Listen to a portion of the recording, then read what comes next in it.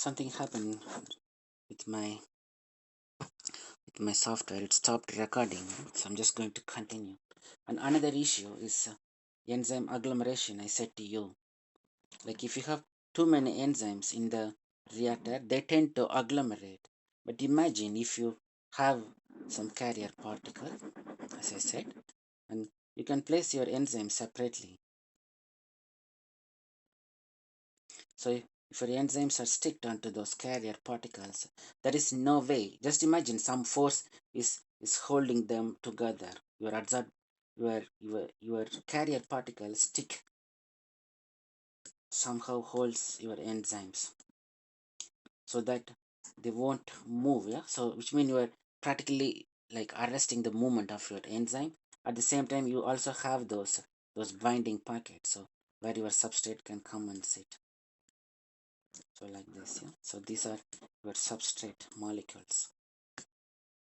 So in this way, there is no chance for enzyme agglomeration. So this is one more reason in industry they like to immobilize enzyme onto some solid medium or in general some carrier particle that can carry your enzyme. So these are some motivation to to immobilize your enzymes onto some substrate or onto some carrier particle.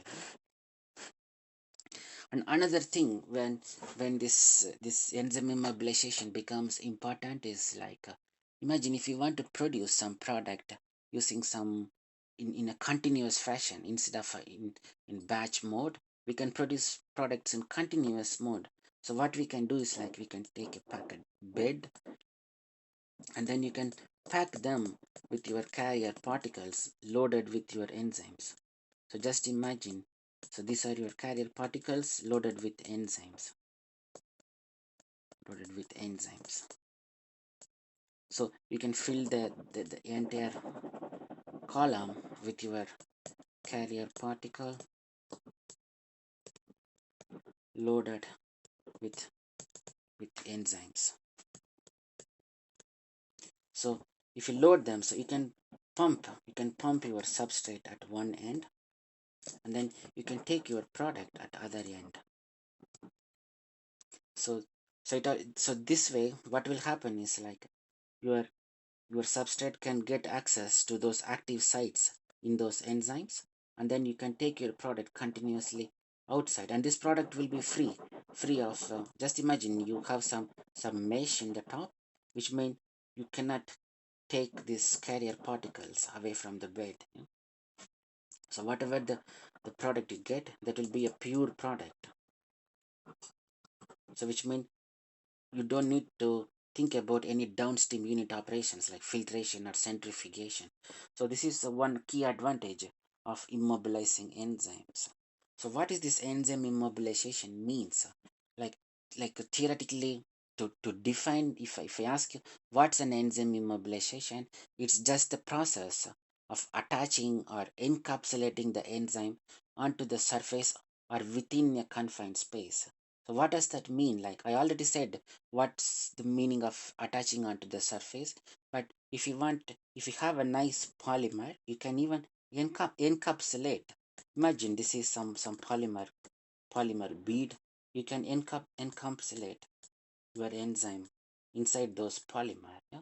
So your substrate can penetrate through that polymer, go to that active sites on the enzyme, and then it will get converted into product, and the product can also come back out of those from the polymer. Yeah?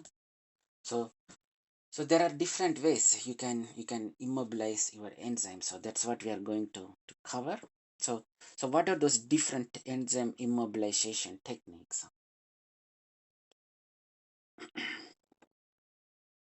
So let me write what enzyme immobilization means, like process of attaching. Anyway, you can find all these definitions in the notes in the PowerPoint which I'm going to upload. So encapsulating the enzyme onto your surface or within a confined space.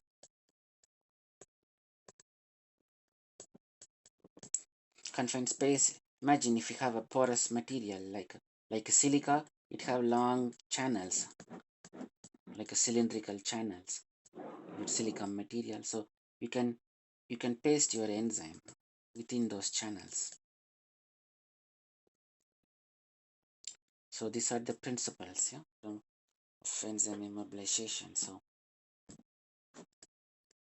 or if you have a polymer, you can load inside them. So normally we call them like you are going to confine those enzymes into the pores of polymeric materials. So these are different way to immobilize your enzymes. So practically you are arresting the movement of enzymes, but at the same time you are also making use of those enzymes. Yeah. So without losing those active spots in the enzyme. So there are four different techniques to immobilize an enzyme. So one is adsorption.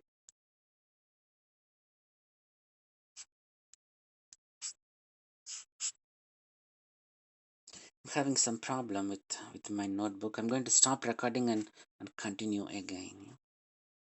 So lecture 7 part 2 I'm going to upload into 3 videos because I already stopped recording the video one time. So you will have 3 videos for lecture 7